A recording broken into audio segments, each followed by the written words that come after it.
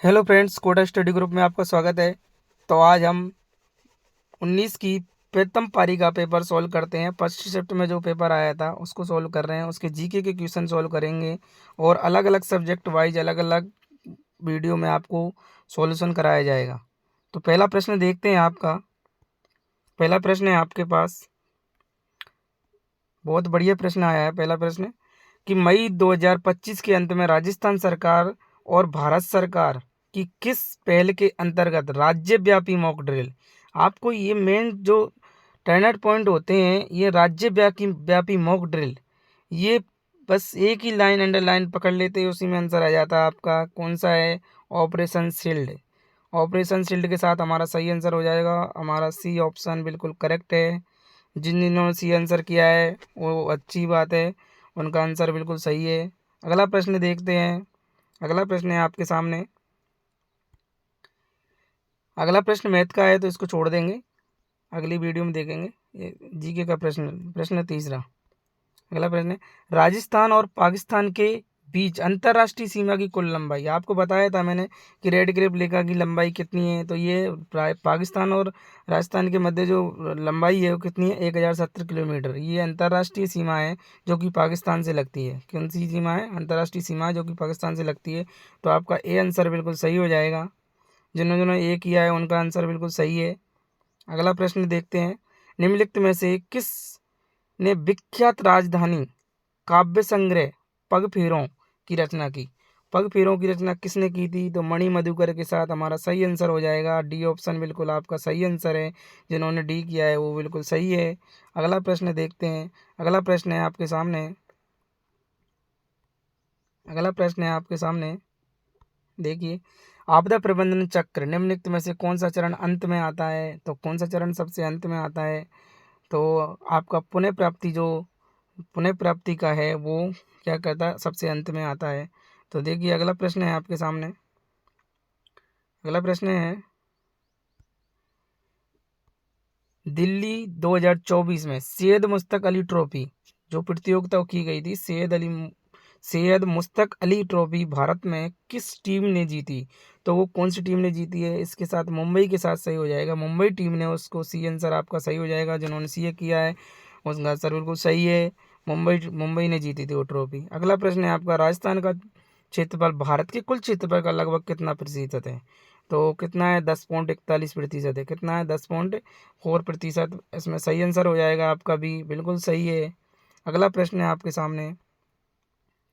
अगला प्रश्न देखिए। अगला प्रश्न है आपका भारतीय संविधान सभा द्वारा भारत का संविधान कब अपनाया गया? तो भारतीय संविधान द्वारा भारत का संविधान कब अपनाया गया था? तो ये अपनाया गया था 26 नवंबर 1949 को अपनाया गया था। आपका सी आंसर बिल्कुल सही है। धन्यवाद। आज जिन्होंने सी किया है उनका बिल्कुल सही आंसर है। अगला प्रश्न देखते हैं। अगला प्रश्न मैथ का है, अगले मॉडल पेपर में देखेंगे। आगे देखते हैं अगला प्रश्न। अगला प्रश्न आपके सामने है, बहुत बढ़िया प्रश्न है जो कि आपको मॉडल पेपर में सोल्व कराया गया था। निम्नलिखित में से किस वाद्य यंत्र को तत्वाद्य यंत्र के रूप में वर्गीकृत किया जा सकता है? तो किस में करेंगे? रावण हत्था को कर देंगे। रावण हत्था तत्वाद्य यंत्र की कैटेगरी में आता है। आपका बी आंसर बिल्कुल सही हो जाएगा। बी आंसर जिन्होंने किया है उनका बिल्कुल सही है। अगला प्रश्न देखते हैं। अगला प्रश्न है राजस्थान में निजी संप्रदाय के संस्थापक कौन थे? तो संत हरिदास के साथ जाएंगे। ए ऑप्शन बिल्कुल सही है, बिना सोचे समझे बिल्कुल सही आंसर है। संत हरिदास है। निरंजनी संप्रदाय के संस्थापक कौन है? संत हरिदास। अगला प्रश्न है आपके सामने, लिंगानुपात से संबंधित प्रश्न है। 2011 की जनगणना के अनुसार बताना है आपको, क्योंकि 2011 से अभी तक जनगणना हुई नहीं है। तो 2011 की जनगणना के अनुसार राजस्थान की शहरी लिंगानुपात कितना है? तो शहरी लिंगानुपात कितना है? 914 महिला पर 1000 पुरुष है। आपका डी आंसर बिल्कुल सही हो जाएगा। इसके साथ आप जिन्होंने डी किया है उनका बिल्कुल करेक्ट है, कहीं और देखने की ज़रूरत नहीं है। एकदम डी, 914 महिला पर 1000 पुरुष। अगला प्रश्न है आपका निम्नलिखित में से कौन सा शब्द भारत के संविधान की प्रस्तावना में नहीं पाया जाता? तो प्रस्तावना में जो शब्द है कौन सा नहीं पाया गया है? प्रस्तावना में जो शब्द है संघ नहीं पाया गया है। कहाँ कौन सा नहीं पाया गया है? संघ का कहीं जिक्र नहीं किया है। बंधुता का किया है, स्वतंत्रता का किया है, गणराज्य का किया है। तीनों शब्द हैं और संघ का जिक्र नहीं किया गया है, तो सी ऑप्शन आपका बिल्कुल सही आंसर है। सी ऑप्शन का जिन्होंने किया है उनका बिल्कुल सही आंसर रहेगा। अगला प्रश्न है आपके सामने। अगला प्रश्न कंप्यूटर से संबंधित है। देखिए, कंप्यूटर को स्पीकर जैसे ऑडियो आउटपुट डिवाइस से जोड़ने के लिए किस हार्डवेयर डिवाइस का उपयोग किया जाता है? तो किस हार्डवेयर डिवाइस का प्रयोग किया जाता है? वो है साउंड कार्ड। किसका किया जाता है? साउंड कार्ड का किया जाता है, साउंड कार्ड का। अगला प्रश्न है आपके सामने। अगला प्रश्न देखिए, अगला प्रश्न मैथ का है। इसके बाद में इसको बाद में करेंगे। अगला ये वाला प्रश्न देखिए। नेक्स्ट प्रश्न, सूचना अधिकार अधिनियम 2005 के अंतर्गत निम्नलिखित में से किस विषय से संबंधित जानकारी प्रकटीकरण के दायित्व से छूट गई है? सबसे उपयुक्त उत्तर दें। तो पहला ही आपका आंसर बिल्कुल सही है कि ऐसी जानकारी जो भारत की एकता और संप्रभुता को खतरे में डाल सकती है। आपका ये ऑप्शन ही इसमें सही होगा, पहला ही ऑप्शन सही है आपका। अगला प्रश्न है,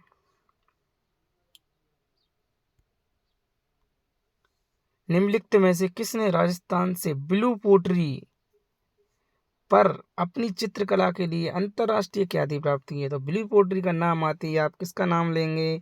कृपाल सिंह शेखावत का। किसका नाम लेंगे? कृपाल सिंह शेखावत का नाम लेंगे। सी ऑप्शन आपका बिल्कुल सही आंसर है। जिन्होंने किया है उनके लिए बहुत बहुत धन्यवाद। आपका पेपर वैसे आशा करता हूँ कि सही गया होगा। इसकी कट ऑफ मैं बाद में बता दूंगा आपको। पेपर एक बार सॉल्यूशन कर लें आप। इसके बाद अगला प्रश्न देखते हैं। अगला प्रश्न है, निम्नलिखित में से राजस्थान का कबीर कहा जाता है। तो राजस्थान का कबीर कबीर किसको कहते हैं? तो राजस्थान का कबीर है दादू दयाल जी। किसको कहते हैं? राजस्थान का कबीर है दादू दयाल जी को राजस्थान का कबीर कहा जाता है। और सी ऑप्शन आपका बिल्कुल सही हो जाएगा। धन्यवाद। चैनल को सब्सक्राइब कर लें, आप नए हो तो। आपको इसमें हाई कोर्ट के मॉडल पेपर भी प्राप्त होंगे और पूरे पेपर सॉल्व कराए जाएंगे। और विस्तृत जानकारी में आपको हिंदी भी पढ़ाई जा सकती है कभी कभी लाइव क्लास से हमको। तो आप इस चैनल पर नए हैं तो इसको सब्सक्राइब कर लें, लाइक करें और शेयर करें। अगला प्रश्न देखते हैं। जोधपुर की निम्नलिखित में से किस लोक नृत्य शैली में महिलाएं सिर पर जलते हुए दीपकों वाले छिद्रित मटके रखकर नृत्य करती हैं? तो सबसे इम्पोर्टेंट है तो कौन सा नृत्य है? वो अग्नि नृत्य है। कौन सा नृत्य है? उसको बोलते हैं अग्नि नृत्य है। कौन सा नृत्य है वो? अग्नि नृत्य है। सॉरी सॉरी, अग्नि नृत्य नहीं है, गीदड़ नृत्य। कौन सा नृत्य? सॉरी, गीदड़ भी नहीं आएगा इसमें, तो गुडला नृत्य आएगा। गुडला नृत्य, क्योंकि जोधपुर की पूछी गई है, इसमें थोड़ी सी मिस्टेक हुई है।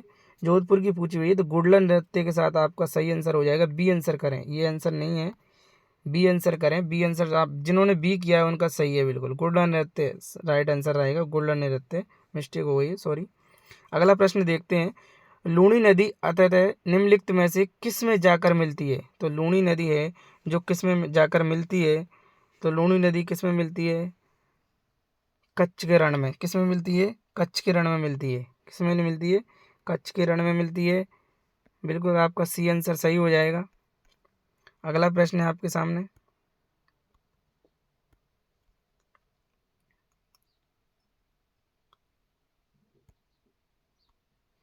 भारत के उत्तर पश्चिम रेलवे मंडल जोन का मुख्यालय निम्नलिखित में से किस स्थान पर स्थित है?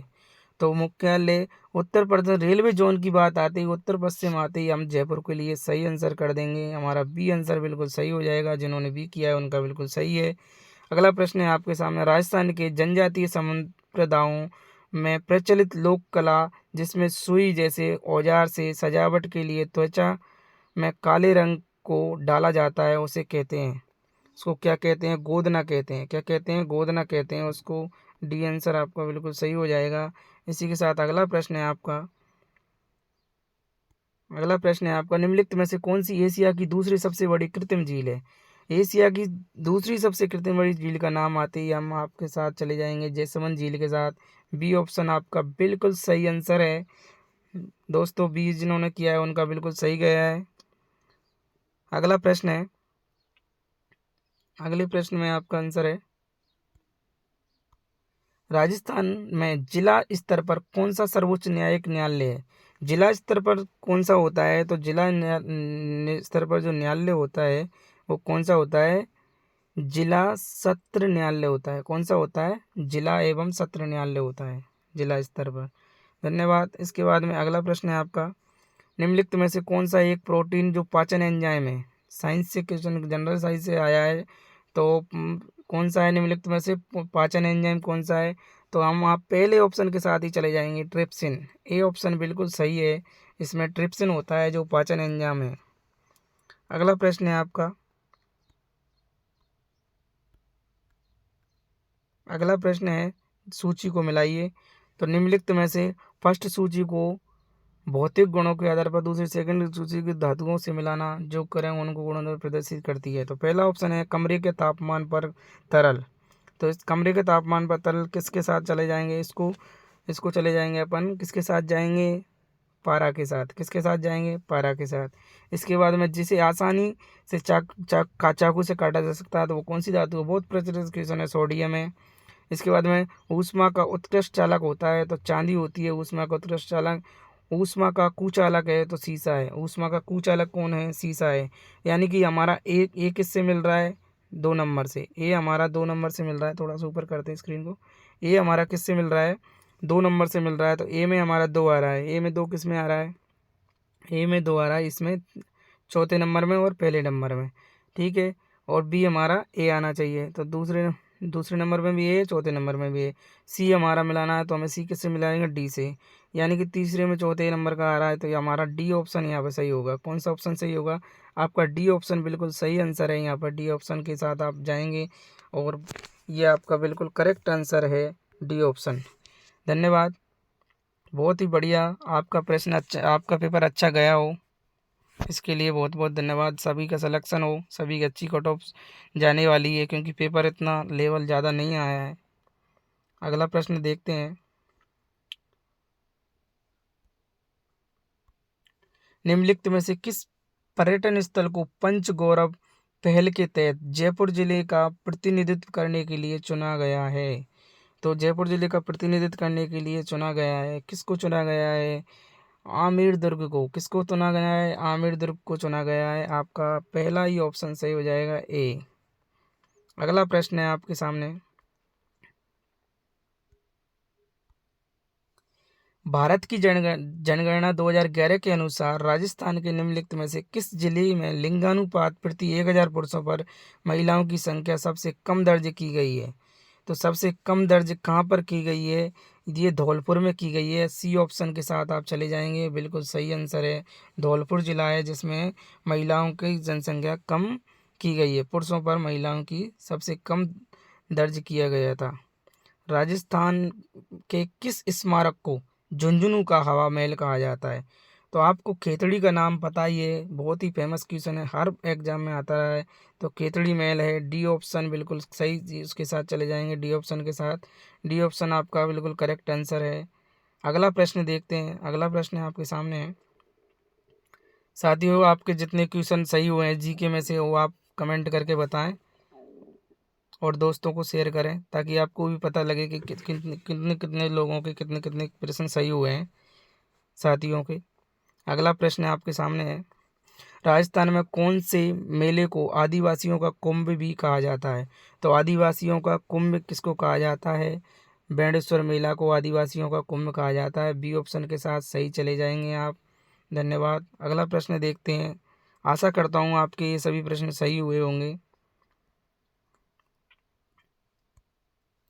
राजस्थान सरकार ने के निम्नलिखित विभागों में से कौन सा विभाग राज्य की सभी नगर पालिकाओं, शहरी स्थानीय निकायों के लिए निगरानी और समन्वय का कार्य करता है? तो इसमें आप चले जाएंगे, किसके साथ जाएंगे? स्थानीय स्वशासन विभाग, राजस्थान सरकार। इसका आंसर हो जाएगा, ये पंचायती राज से आयोग क्वेश्चन है। सी ऑप्शन आपका बिल्कुल सही हो जाएगा। जिन्होंने सी किया है उनका बिल्कुल सही है। अगला प्रश्न है, निम्नलिखित में से शेखावाटी कला ख्याल के कलाकार कौन है? शेखावाटी ख्याल के कलाकार पूछे हैं तो कौन है? नानूराम जी। कौन है? नानूराम जी के साथ आपका सही आंसर हो जाएगा। सी ऑप्शन आपका बिल्कुल सही है। अगला प्रश्न देखते हैं। वे पदार्थ जो नीले लिटमस पेपर को लाल कर देते हैं प्रकृति में क्या कहलाते हैं? अम्लीय। जो नीला लिटमस को लाल कर देगा वो क्या कहलाएगा? अम्लीय। सी ऑप्शन आपका बिल्कुल सही हो जाएगा। जिन्होंने सी किया उनका आंसर सही है। धन्यवाद। अगला प्रश्न देखते हैं। नदियों द्वारा निष्पेचित अवसादों से बनने वाली मिट्टी को कहा जाता है। तो उनको वो जो अवसाद बनते हैं उस मिट्टी को क्या कहा जाता है? लेटराइट मृदा। क्या कहा जाता है? लेटराइट मृदा होती है, लेटराइट मिट्टी है, उसको लेटराइट कहा जाता है। ये ऑप्शन आपका बिल्कुल सही हो जाएगा। अगला प्रश्न देखते हैं।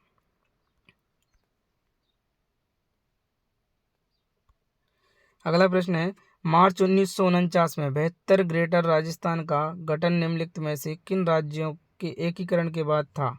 तो यानी कि जो ये था, ये जयपुर, जोधपुर, जैसलमेर, बीकानेर के साथ चले जाएंगे आप। बी ऑप्शन आपका बिल्कुल सही हो जाएगा इसमें, जयपुर, जोधपुर, जैसलमेर, बीकानेर। अगला प्रश्न है, एक बल्लेबाज ने 21वीं पारी में 84 रन बनाए जिससे उसका औसत 2 बढ़ा गया। उसका 21 पारियों का औसत क्या है? तो कोई नॉर्मल सी बात है, ये प्रश्न गणित का है, अगले पेपर में देखेंगे। हालांकि इसका आंसर डी आएगा। 44 सिंपल सा है, एक बार में आ गया। अगला प्रश्न देखते हैं, पूरा देखेंगे मैथ्स का अगला मॉडल पेपर में सॉल्यूशन। राजस्थान राज्य बजट 2025 के अनुसार राजस्थान के एक घड़ियाल पालन केंद्र स्थापित किया गया है। तो कहाँ पर किया गया है? घड़ियाल पालन केंद्र स्थापित किया गया है। कहाँ पे किया गया है? 2025 में घड़ियाल पालन। तो घड़ियाल पालन कहाँ पे किया गया है? आपका सही आंसर हो जाएगा सवाई माधोपुर। कहाँ पर है? सवाई माधोपुर। डी ऑप्शन आपका बिल्कुल सही आंसर हो जाएगा। अगला प्रश्न है आपके सामने, निम्नलिखित में से किसने हल्दी घाटी के युद्ध में अकबर की सेना का नेतृत्व किया था? तो आप मानसिंह के साथ चले जाएंगे। सीधा सीधा सा प्रश्न है, कोई ज़्यादा सोचने की ज़रूरत नहीं है। राजा मानसिंह, बिल्कुल आया हुआ प्रश्न है, कई बार पूछा गया है, हर परीक्षा में आता है। 40वां प्रश्न का ऑप्शन है राजा मानसिंह। ए ऑप्शन के साथ चले जाएंगे आप। हल्दी घाटी के नेतृत्व में अकबर की तरफ से राजा मानसिंह ने नेतृत्व किया था। निम्नलिखित में से किस भारतीय राज्य में अगस्त्यमाला बायोस्फीयर रिजर्व स्थित है? तो किसमें है अगस्त्यमाला बायोस्फीयर रिजर्व है? वो किसमें है? केरल में। किसमें है? केरल में। आपका बी ऑप्शन बिल्कुल सही हो जाएगा। जिन्होंने बी किया है उनका आंसर सही है। अगला प्रश्न देखते हैं। अगला प्रश्न है आपके सामने, अरावली पर्वतमाला भारत में निम्नलिखित में से किन राज्यों और केंद्र शासित प्रदेश से होकर गुजरती है?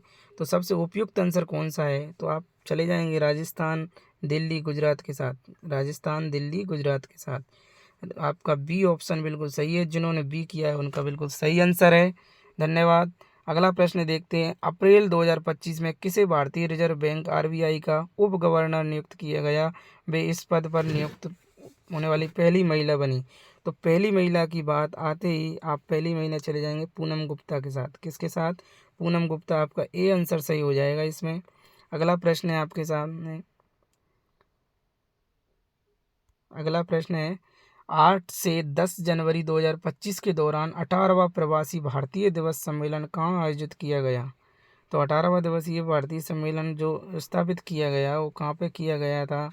8 से 10 जनवरी में 8वां प्रवासी भारतीय दिवस सम्मेलन। यहाँ पर थोड़ा सा डाउट है, पर फिर भी आप इसमें सही ऑप्शन करेंगे नई दिल्ली। डी ऑप्शन के साथ जाएंगे। वह गुण जो F1 पीढ़ी में स्वयं को प्रकट करता है वह होता है। तो स्वयं को प्रकट करता है वह कौन सा होता है? वह गुण जो F1 पीढ़ी में स्वयं को प्रकट करता है, प्रभावी, उत्परिवर्ती, संकर, अप्रभावी। तो कैसा रहेगा? F1 पीढ़ी में स्वयं को प्रकट कर रहा है, तो स्वयं को प्रकट करेगा तो क्या करेगा? उत्परिवर्ती। बी ऑप्शन के साथ आपका सही आंसर हो जाएगा। साइंस का प्रश्न है। अगला प्रश्न है आपके सामने,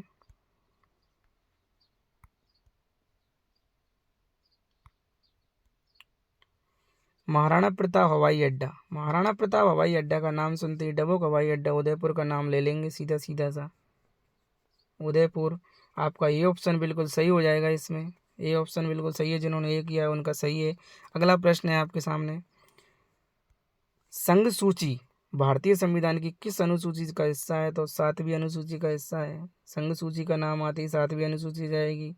ए ऑप्शन इसमें भी आपका सही हो जाएगा। अगला प्रश्न देखते हैं दोस्तों। देखो जल्दी जल्दी करा रहा हूँ क्योंकि ताकि और मॉडल पेपर भी आपको टाइम से डाल सकूँ। अगला प्रश्न है आपके सामने मैथ का है।